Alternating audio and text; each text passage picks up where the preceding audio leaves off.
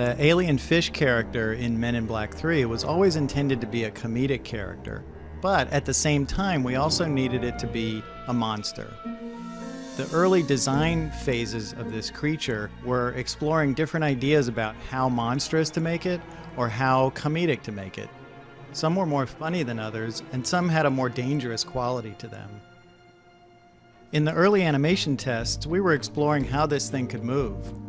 What kind of behavior would it have when it's out of the water?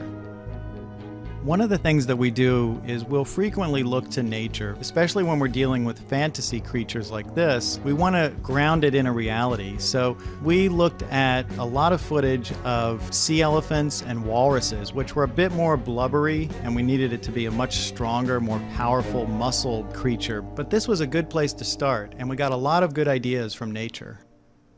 We took single frames from the sequence and posed the character in specific poses. And you could see right away that the jaw of the character didn't seem strong enough to support the action, especially when it's trying to swallow a full-size man.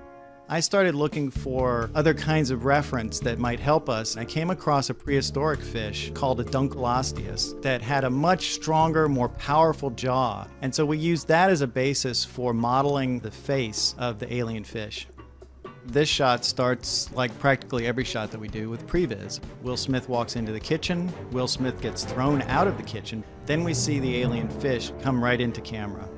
They shot the basic elements, Will Smith walking into the kitchen, then as a completely separate setup, a stuntman getting pulled out of the kitchen, and that was basically the shot. At ImageWorks, we put these two pieces of film together, and we started blocking out the animation of the fish. Very rough form, just to get the basic idea of where the fish should be at what time.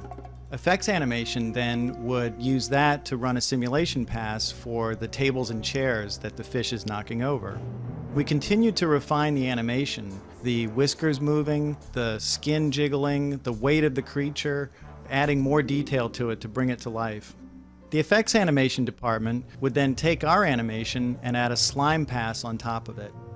In the end, many talented ImageWorks artists and technicians worked together to bring the alien fish to life.